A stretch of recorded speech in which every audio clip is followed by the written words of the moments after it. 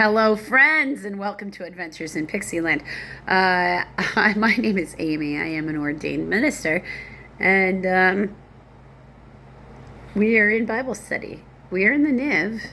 We're in the book of Genesis, and we're in chapter 21. And we're going to do all of chapter 21, verses 1 through 34. There is a Facebook page that goes into companionship with this YouTube channel, has the same name, as well as I'm on X and Instagram. Various types of videos and posts are shared across those platforms altogether. So you can find the Proverbs there for multiple versions of the Bible as well. For the KJV in its entirety right now, and then the NIV being posted every day. So, chapter 21, verse 1. Now the Lord was gracious to Sarah as he said, and the Lord did for Sarah what he promised. Sarah became pregnant and bore a son to Abraham in his old age, at the very time God had promised. Abraham gave him the name Isaac.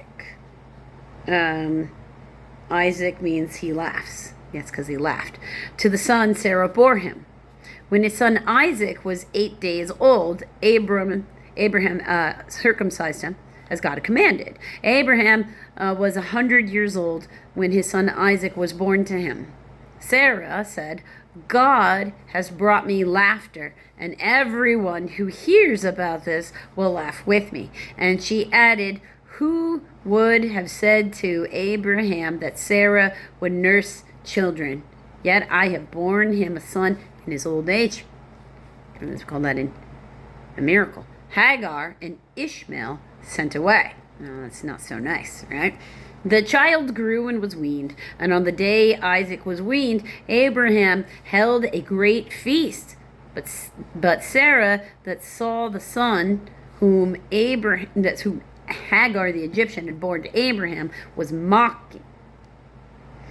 And she said to Abraham, get rid of that slave woman and her son, for that slave woman's son will never share in the inheritance with my son Isaac. That's not good. You asked for that baby mama drama. The matter distressed Abraham greatly because it concerned his son. Well, of course it should. Right? But God said to him, do not be so distressed about the boy and your maidservant. Listen to whatever Sarah tells you, because it is through Isaac that your offspring, seed, will be reckoned. I will make the son of the maidservant into a nation also, because he is your offspring. Early the next morning, Abraham took some food and skin of water and gave them to Hagar. He set them on her shoulders and sent her off with the boy. She went on her way and wandered in the desert of Beersheba. When the water skin was gone, she put the boy under one of the bushes. Then she went off and sat down nearby, about a bow shot away, for she thought, I cannot watch the boy die. And so she sat nearby. She, the child, began to sob. She and the child began to sob. God heard the boy crying, and the angel of the God called Hagar from heaven and said, what is the matter, Hagar? Don't be afraid. God has heard the boy crying as he lies there. Lift the boy up and take him by the hand, for I will make him into a great nation. Then God opened her eyes, and she saw a well of water. So she went and filled the skin with water and gave the boy a drink. God was with the boy as he grew up. He lived in the desert and became an archer. While he was living in the desert of Paran, his mother got a wife for him from Egypt. Okay, a treaty at Beersheba. Verse 22. At that time, Abimelech and Phicol, the commander of his forces, said to Abraham, God is with you in everything you do. Now swear to me here before God that you will not deal falsely with me or my children or my descendants. Show to me and the country where you are living as an alien the same kindness I have shown you. And Abraham said, I swear it.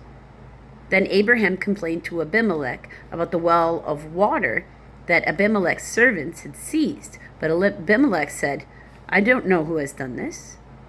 You did not tell me, and I heard about it only today. So Abraham brought sheep and cattle and gave them to Abimelech, and the two men made a treaty. Abraham set apart 7 ewes of lamb, that's female, from the flock, and Abimelech asked Abraham, what is the meaning of these 7 ewe lambs that you have set apart by themselves? He replied, accept these 7 lambs from my hands as a witness that I dug this well. So the place was called Beersheba, oh no, sorry, it's not A, is it E? Yeah, okay. Beersheba can mean the well of 7 or the well of the oath, because the 2 men swore an oath there. After the treaty had been made at Beersheba, Abimelech and Pilco, the commander of his forces, returned to the land of the Philistines. Abraham planted a tamarisk tree in Beersheba, and there he called upon the name of the Lord, the eternal God. And Abraham stayed in the lands of the Philistines for a long time. So he settled in there for a bit, and, made peace with the king, dug a well, planted a tree. That will come into play in the New Testament. So, until the next chapter, my friends.